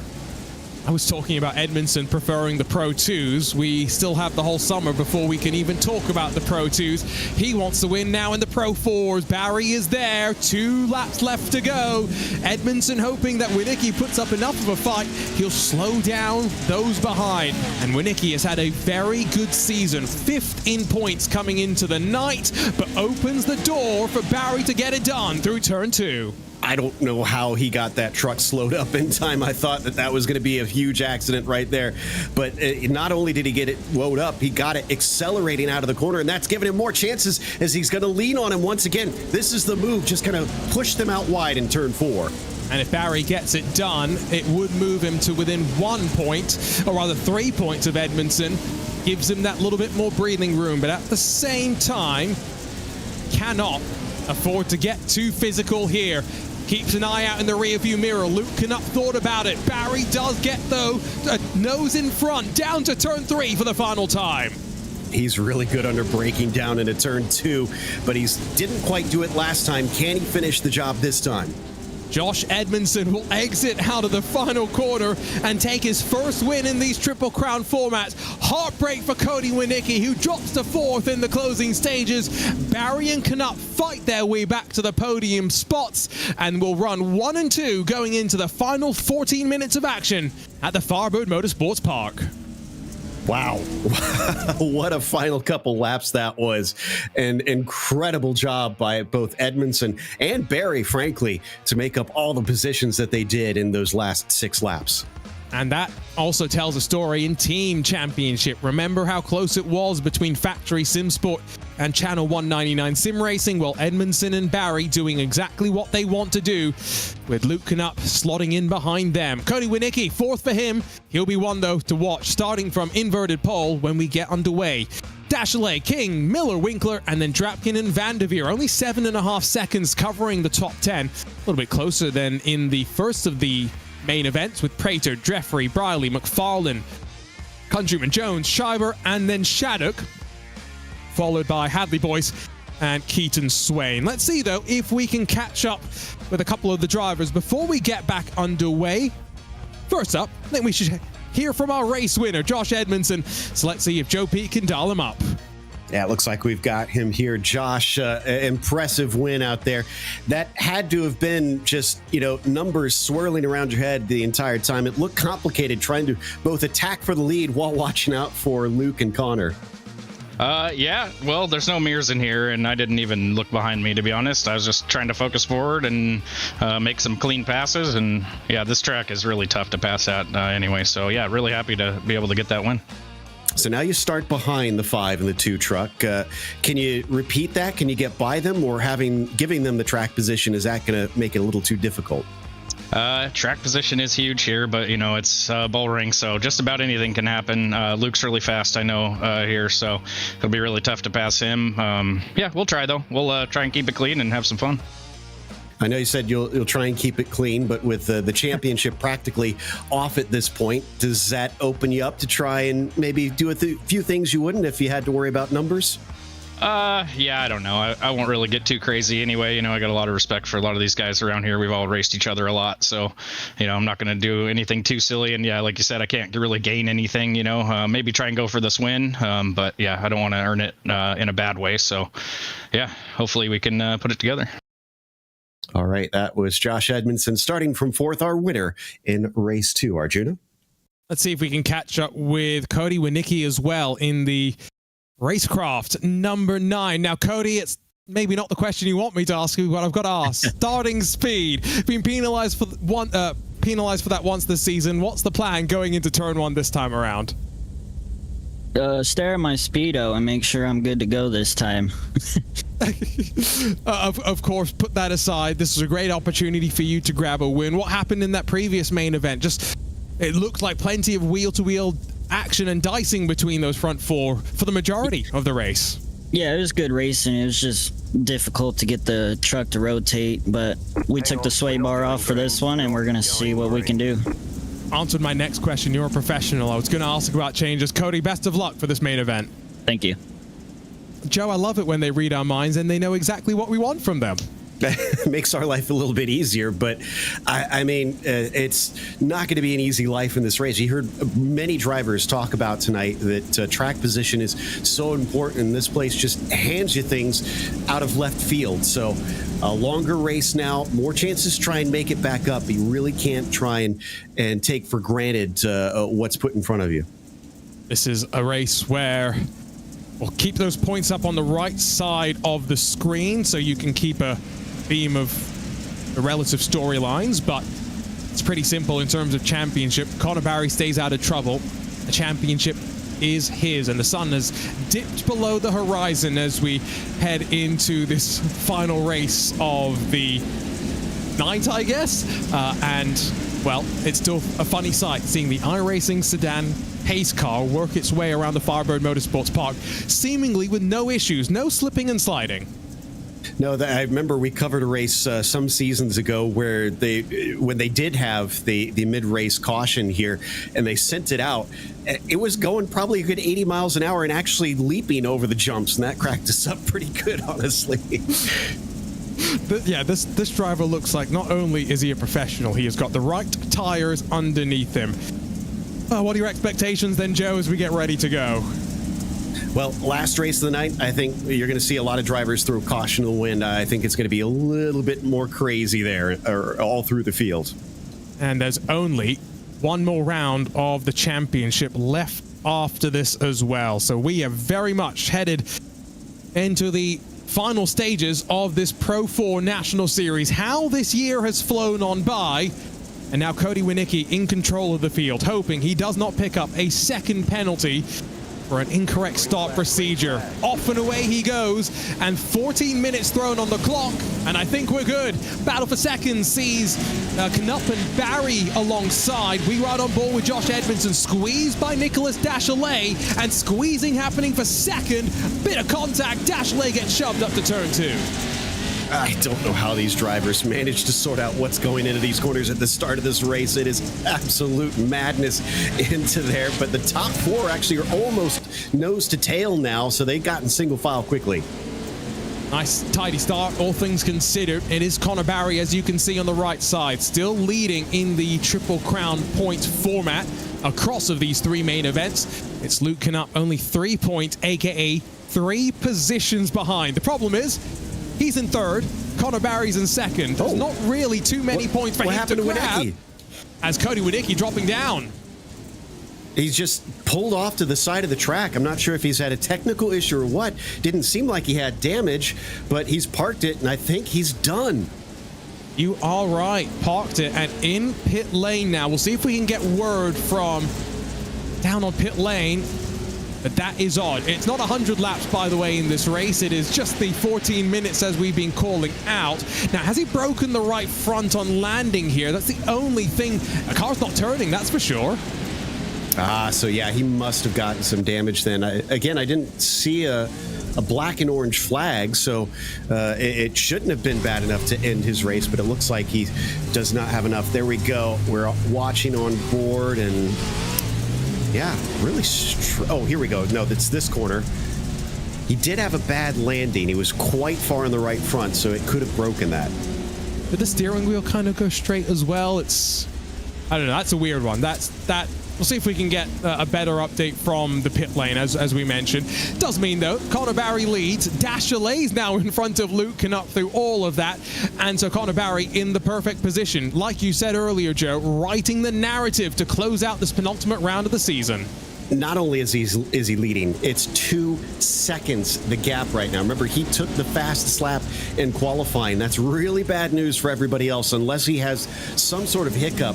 I think he's got the pace to just basically manage it from here. This is ideal situation. I think there's going to be no doubt we will be talking to champion Connor Barry, 4-time consecutive champion Connor Barry at the end of the night.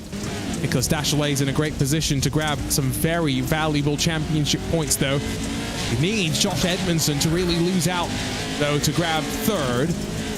Not much that he can do looking forward. Crystal King's clear of Tyson Miller.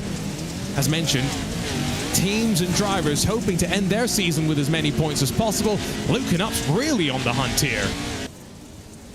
Yeah, he is getting close to the back of Dachelet, and he's going to try and dive down to the inside of turn 2, but Dachelet's smart. He gives him some space and carries the speed off the corner. That'll keep him at bay, although he goes right back underneath, and now he's going to shove him. Contact, the story of short course racing. Through the whoops, Knupp gets a little bit lifted on the rear end by Josh Edmondson, but they all work it out. No changes in position. And the red line all 56 of Zachary Drapkin is suddenly there as well. So is Crystal King. Sean Winkler's not too far behind. But the choo-choo train building behind Dachelet. Now almost 3 seconds, the gap to the front. I think this is where Josh really needs to get much closer to these two and their fight, because they're getting very aggressive out there. They're going to slow each other up. That's going to mean opportunities for the 58 to cut by the pair of them in one swift move. Fiberglass flying. Pick that up for me, please, and put it on the side of the track. Luke Knupp magically gets it reattached to him, though. At least as it stands for me right now, race control might have a slightly different perspective, but Joe, I don't think Connor Barry's done anything tonight that I think he's got to be worried that points would be taken away. So not only is he looking like he'll wrap up the championship, but he'll do so by winning what will be his 4th Triple Crown event. Only he and Luke Knupp have won these events before, and now Luke Knupp's only got 2 to Connor's 4. It's really been a Connor Barry world in this race, in all of these Triple Crown races. As we watch on board with Drapkin just behind this battle, I feel like things getting a little bit heated because there's a lot of body parts missing off of Luke Knupp as once again he tries to get underneath, and we check in behind them between Miller and Briley as well, fighting for 8th. I wonder if to some degree this is just how aggressive with the lines Knupp is being. Long way around. He gets a good exit through the whoops. He's up to 2nd. But watch the exit here. Will he clear himself? Edmondson tries to as well. Great run from both of them. Dachelet drops off the podium spots. Yeah, exactly like I was saying, Josh. Whoa! Was waiting for an opportunity. And Nicholas says, hello, I'm still here. Thankfully, that doesn't send them both off course, but he's going to give him another little hello down into turn 2. And actually, is he going to get it back? He is, at least for a time being. Edmondson almost slipped off the track, and they sandwich themselves 3 wide through 3. Drapkin in the middle somehow gets the better of it than Dashley. I mean, this is great. I love my Wednesday nights, and Joe, I've got to say, it's been great having you along as well. I'm so glad to be back in this one. I almost thought Crystal King was going to get a couple spots. We watched from on board with her now. And yeah, look at them. They're going to just send each other off the circuit. She just needs to set herself up with a good corner exit. Oh, but the track is blocked here. That's the problem. There's this contact, but they still park it on the apex, right? This is great stuff. This track, it's such a bullring. It invites this sort of madness, and next week's action's not going to be by any means less fierce. Oh my days! Oh my days! Nicholas Dashley, what happened there? Oh, and things just, like I said, we're getting super aggressive. I expected that here last race of the night, and sometimes that means things just kind of tip over the edge. That does mean one more position for Keaton Swain, by the way. He's up to 14th, just as a heads up. He'll take that, but definitely not where he wanted to be right now. He's not even top 10 in the points on the night. Here's a look at what happened. Oh, that's ugly. Oh. Yeah, you hit those K rails, and unfortunately, they're not going to move as heavy as these trucks are. So that just took them out almost immediately. Yeah, that's one of those things where in the real world you might actually move the wall with a contact that big, but in the sim, it's unforgiving, unrelenting, any other adjective you want to describe something that is not going anywhere. Fight with Trenton Briley alongside of Mason Prater. This is 7th and 8th positions. Mason Prater's had a quiet but steady day so far, and might be grabbing some very, very good championship points after a bit of a roller coaster season for him. We, by the way, are halfway through this final main event of the night, Joe. So just got to do all that all over again. And a few drivers hoping it isn't as bad for them in the second half, and that things can maybe start looking up. Trenton Briley, one of those on Prater, and almost tries to push him out of the way, but can't quite get through. Can he cut back underneath as they go through turn 3? Nope, the 3 is just going to plop himself right where he wants to be. Fiberglass budget for these trucks, by the way. I mean, it just blows the mind how big it must be. They get 3 fiberglass reattached after every single race. Prater's a little bit squirrely and out of sorts, and he won't be able to take advantage of the slide job thrown from Briley. He now covers the inside, back up towards turn 2. 5.5 minutes to go, and it's about 5 seconds, the margin between Barry and Knupp. Knupp's pulled an advantage on Josh Edmondson as well. That's why we're focusing on all of this. Prater back up the inside, physical, but gets it done. Yeah, I got a feeling that this is not over ahead of them. Winkler and King also in a nice little tussle. Crystal up to the top 5, at least for a brief moment. Now Sean's going to try and take that back away. He's very shallow into the corner, though. This will give her a chance, but no. Nicely placed by the 720. This is a bit more respectable racing, given some of the other things that we've seen so far.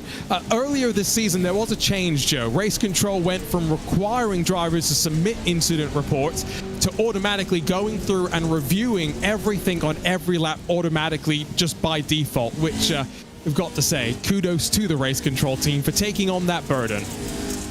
Indeed, and as far as the fiberglass goes, sometimes I wonder if they just have a bulk discount with how much they're able to reattach and loosen it here. And once again, Winkler is not done with Crystal. She's trying to fight back.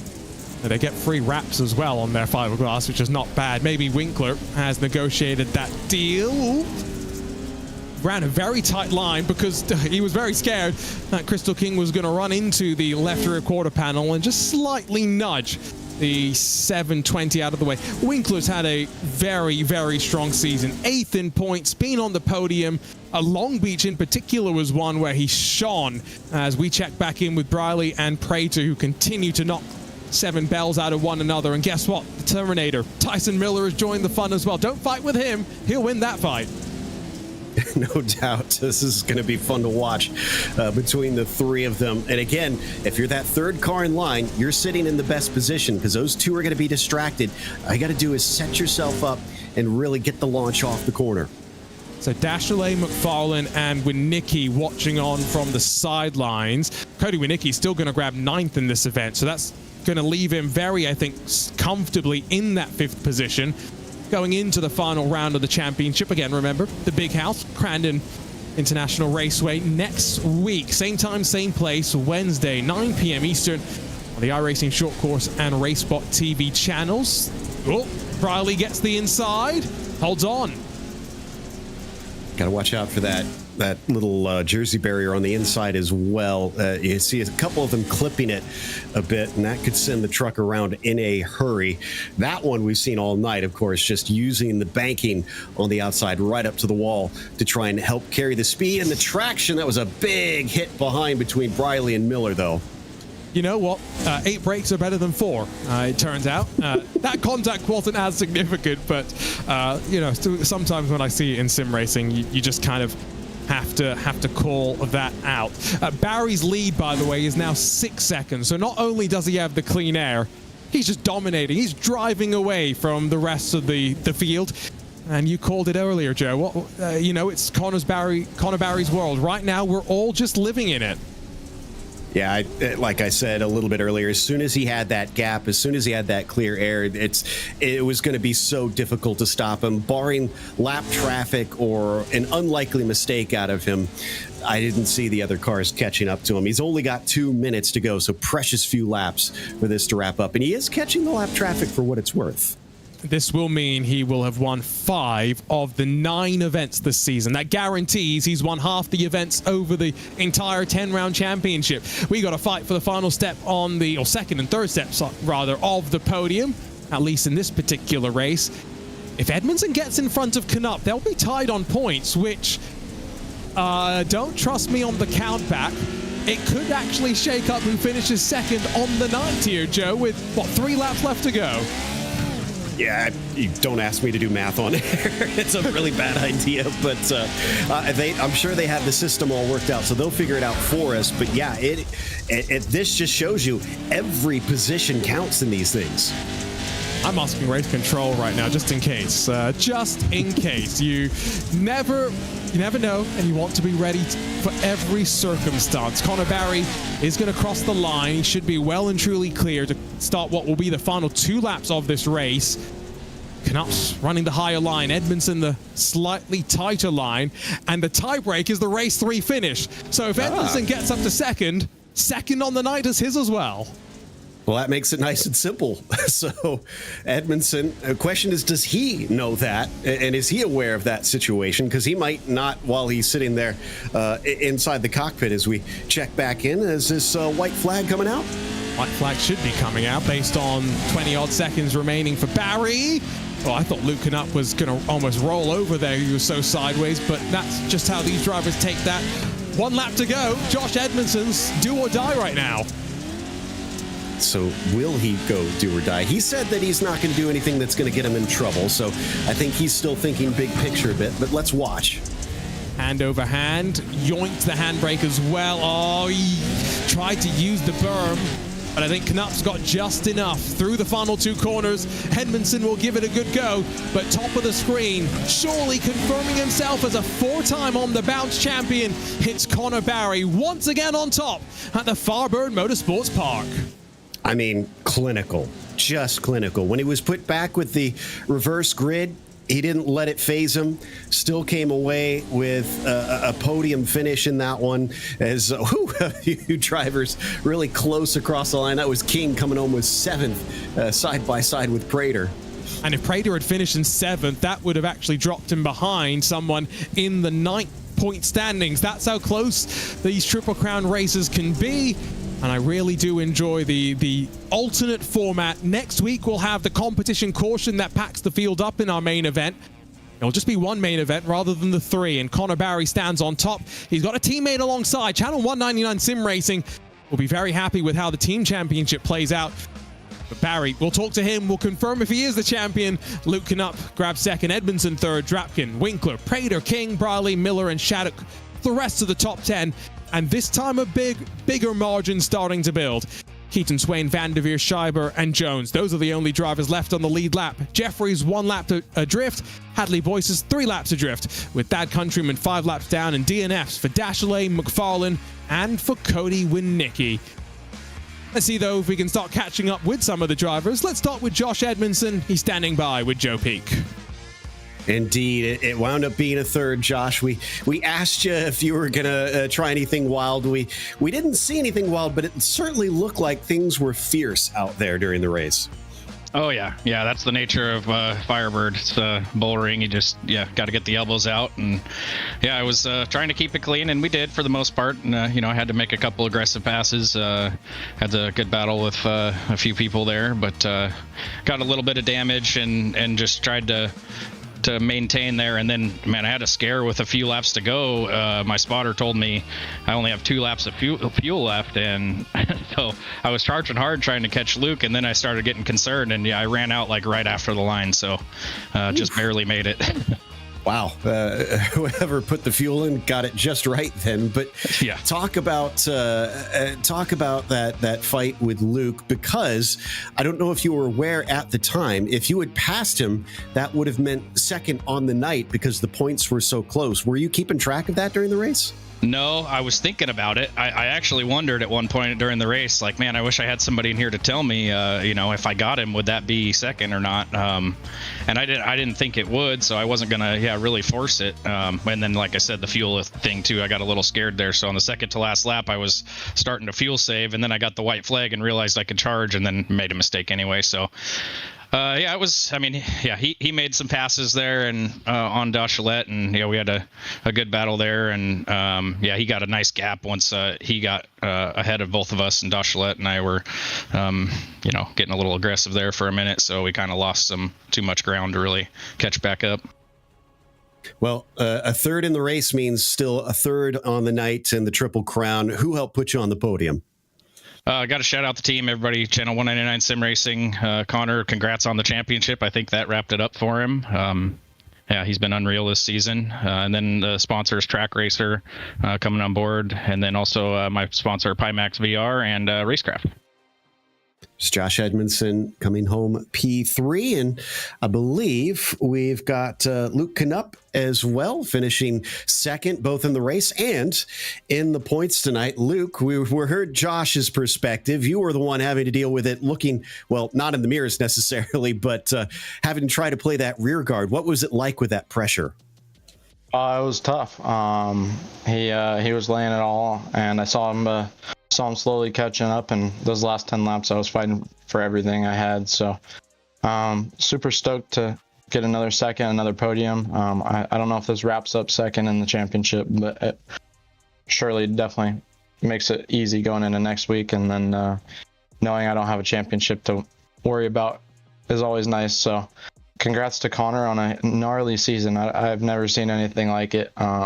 He was just better than us all season, and he knew it. I know he did. So congrats to him, congrats to Keaton and everyone for a great season, and we got one more round to give it our all. Yeah, I mean, early in the race, we had Cody have something happen. We think there was maybe damage on the truck, and as soon as that was the case, we saw that there was a 2-second gap up to Connor. What was going through your mind when you saw that up ahead? Haters are going to think it's a lie, but when I saw Cody break and Connor already had a 2-second gap, I let Dashley go by, and I wanted to have a little bit of fun. I knew I had nothing for Connor, especially in the conditions, so it was going to be a boring 14 minutes by myself. So I let Dashley go by, and we had a little bit of fun, I'd say. Hopefully put on a good show for the fans. Well, we appreciated it. It did give us a great show. Speaking of a good show, who helped put on this show for you tonight? For sure. I just got to give a huge shout out to PV Simulator. They came on huge this season, and not only for the series, but for me as well. And so huge thanks to them. And then Team Gold Esports for all they do. We haven't given up all season. We've been a tick behind compared to last season. We haven't given up. So still got one more round of the Pro 4 Championship to give it our all, and I'm excited to do it with them. All right, that was Luke Knupp, who comes home P2, finishes second in the Triple Crown. But as big of a show as he was given, it was just a clinic up at the front, Arjuna, with our winner. It's another Triple Crown win for Connor Barry, and no trouble with race control means, Connor, you are confirmed a 4-time iRacing National Pro 4 Series champion. How does it feel? I can see the smile on your face. Oh yeah, I'm so pumped. It definitely was one of my best seasons ever. It was just awesome. My speed this year has been absolutely insane, and I'm so pumped that I was able to go out there. I got first the first one, I went from 8th to 2nd, and then I managed to go from 3rd to 1st. So I won again, and then a 4-time champ. I'm so pumped. It's been a ton of work, and this season was definitely good, and it's going to be good. And we got the Pro 2 next, and then go into the finals, and we got one truck that is absolutely insane. And we're going to go try to sweep this whole thing. You talk about insane. 5 wins, and we still have one more round to go. So technically, you could win 6 of the 10 rounds of this championship. What's kind of come together? Because, consistency is so important. And Joe mentioned this at the start of the broadcast. Staying out of trouble in a series like this, it can be easier said than done. Oh yeah, I think honestly the biggest change was focusing on myself and focusing on bringing a truck that's good. A year ago, I struggled in qualifying, and it made the championship good, but definitely was tighter, and I didn't win as much as what I would have hoped for. So this year, I focused on being just smart and smooth. I focused on qualifying. We got 5 poles out of, I think, 5 or 6 pole positions, which is definitely the biggest help here. That's honestly what started tonight off good, because we were able to go out there and start out front. And then honestly, just being smart out there is big. It's definitely, this type of stuff can get crazy and bumpy out there. It's just about trying to be smart and trying to be cautious. The first and the second one, I was in 8th until the 5th lap, and then I started to get some moves up there, and then so it's definitely is crazy out there, and I'm pumped that I was able to go out there and win it again. Congratulations, Connor. Before we let you go, who made this all possible? The team behind the scenes. For sure, I want to give a big thanks to Boozy Jerky. They have been a big sponsor of this series, and they came on board for these final 2 events. So I want to give a big thanks to them. If you guys, if you want some food, that is definitely a spot. It is super good. These snacks are good. I want to give a big thanks to my teammates, Josh out there. I think he got 3rd, so I'm pumped that he was able to go out there and put in a good drive. Big thanks to all of you guys and Drake for spotting. It was definitely a big help out there. So, yeah. Congrats, Connor. We'll see you next week for a championship swan song. Thank you. A swan song where no pressure is on the line, that is for sure. May 21st, same place, same time, 9 p.m. Eastern on the RaceSpot TV and iRacing short course channels. That Boozy Racing entry gets to head out onto track one more time. But for Joe Peak alongside myself, Arjuna Kankipati, Hugo Luis behind the controls all night long. Thanks for joining us. Connor Barry's a 4-time champion. He's inevitable. He is the one. We'll see you next week to see if anyone can stop him for the final time this season.